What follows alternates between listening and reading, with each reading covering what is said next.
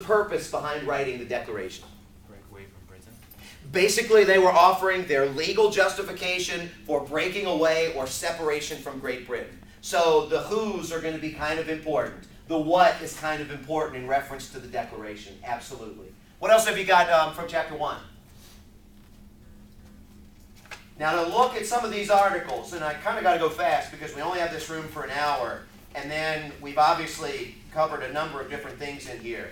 Some of the things that we talked about article-wise is we talked about the bill with the House and the felons in North Carolina. Do you remember the young felon article? What was the young felon article? Oh, if you're a non-violent or 19. Okay, if you were 17 or 18. Yeah, 17 or 18, anything you've done in the past. Anything you've done in the bad past. things you've done in the past. Any bad things you've done in the past. Yeah, like the felony, yeah.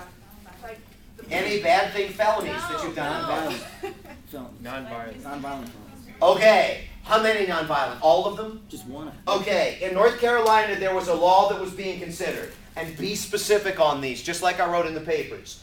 In North Carolina, they were attempting to pass a law that said that you could have one nonviolent felony erased from your record if you were 17 or 18 years old. Okay, question. If you were 17 or 18 years old and you got convicted of felony, nonviolent felony, bottom line is, what kind of opportunities would you lose? You remember? Jobs. Joining the military would not be an option. Financial federal aid for education. Go ahead. Being elected wasn't like being a president or somebody else. You couldn't be the president. Okay, that might be true, but we didn't really talk about that one. But go ahead. Jobs. Remember, I'd asked you about checking that box. If you check that box on the application, have you ever been convicted of a felony? And I told you when I worked at Cracker Barrel, they told us to not hire folks that checked yes on that, but we couldn't tell them that was the reason why we didn't hire them. So with this in mind, you would lose those three things. If you lose military, education, and job opportunities, then basically what does that doom you to? You're just going to become a criminal. The idea is that we want to wipe the record away to give them a second chance, because if we don't give them a second chance at 17 or 18 years old, they're basically going to have no other option but to continue in crime. What would be the counter argument to this? Why would you not do this? It makes them feel like they can get away with it. Makes it feel like they can get away with it. Go ahead, Ramon. People who've never been convicted of a crime would commit one just because they could get away. Okay, there would be a sense that you got a freebie, almost a get out of jail free card. The other thing would be, let's say you're 20 years old and you commit a crime and you've never done anything. It would not be wiped away from you. So this was freedom, order, and equality. And you remember, you almost need to a degree of freedom to be able to make a mistake when you're not mature enough to know any better.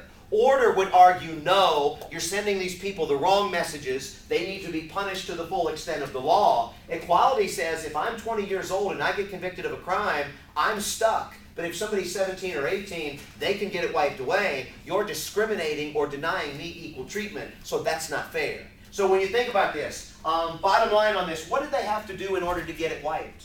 Do you remember? Service hours. Community service. How much community service do they have to do? Okay, not a lot. 100 hours, that's what I'm looking for. And how long did they have to be clean probation-wise?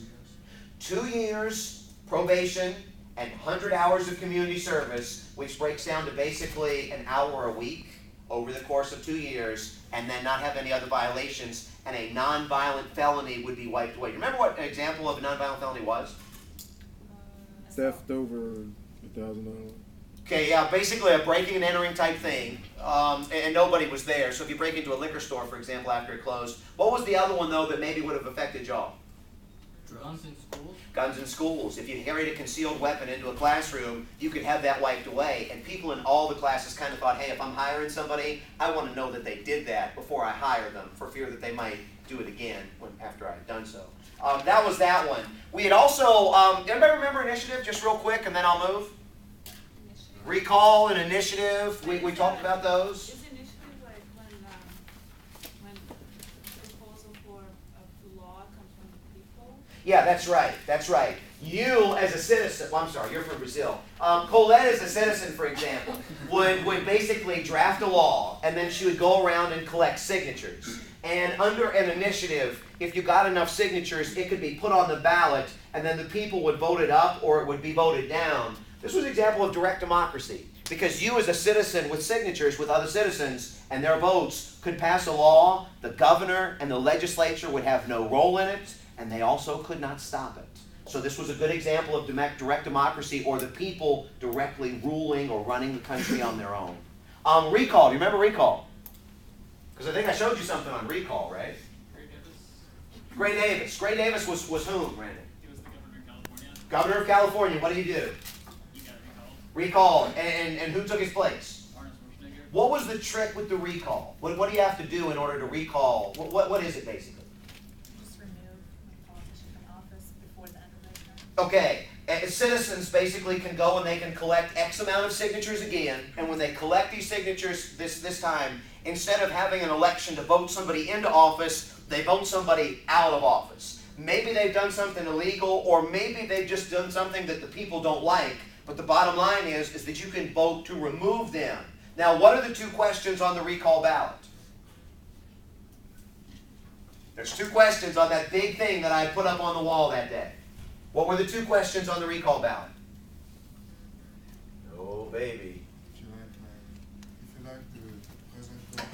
Okay, do you want to recall, or in parentheses, remove the president-elected official?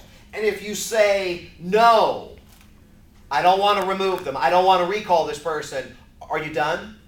Yeah, you're done at that point. If you select yes, then you've got to answer the second question. And what's the second question? Choose the other person. You need to pick the other person. Who were some of the people that were running for governor in that recall election in California? There was a porn star, Angeline. Yeah, the porn star ran. She was an adult entertainer. Okay. All right. Anything else? Some guy named Richard Simmons was running. Gary Coleman was running. If you remember these folks, and again, we put this up on the wall that day, there were a number of folks that you'd be like, what in the hell are they doing running for office? But they were on there. And Larry Flint, the Hustler magazine owner, he ran for governor as well. So we talk about direct democracy and say, hey, well, this sounds like a good idea. Then when you see who ran in California, it's like, whoa, I'm not sure. Porn stars, adult entertainers, smut mag publishers, Richard Simmons, maybe the guy that's the exercise person. I don't know. It may not be as good as we think. Chapter 2. Chapter 2 is going to be the big one, and it's going to have the most articles. It's got 2 clips on there that I added, and it's got a number of terms. Is there anything that you have from Chapter 2 that you wanted to hit on? Go ahead. The original intent. That was on the Constitution. Yeah, that's right. Original intent was talking about how you interpret the Constitution. If you're using original intent, how would you interpret it? What would you do? Anybody? In your favor. Go ahead, Carl. We would look at the government and of the document as how everything was set up back when it was written. Right. The original intent means that you would go back and look at what the Founding Fathers meant when they wrote it.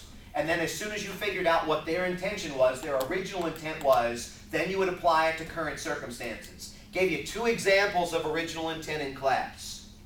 One of them was polygamy. Do you remember what the trick was with polygamy? Go ahead, Alexa. Religious part of it. What's that? The religious part. Yeah. The polygamy. Yeah. The one about the Muslim that had a wife.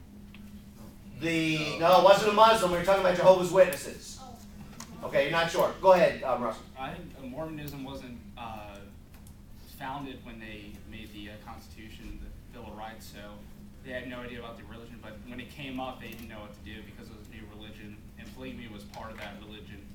So that was the problem, that they were practicing it, but it was, it should be safeguarded, but it wasn't. Yeah, basically what they said, if you think about original intent, the First Amendment says Congress shall make no law abridging free exercise of religion. And no, and I've asked all of you this, no means no. So when you think about it, if you can't abridge the free exercise of religion, that means all of them should be practiced. To your point, though, when they didn't want this because, and I'd asked a number of you in class, well, would you like the idea of living next to somebody that had 5 wives and 17 kids and all these other things? And a lot of you said, no, I don't really want to live next to that.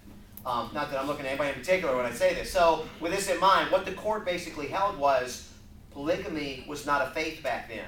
So they did not intend to protect it. And Russell, this is exactly what you just said. Since they didn't intend to protect this, we're not going to allow it now. That's exactly what they said. And that seems a little selective, but that's what they said. I've given you enough.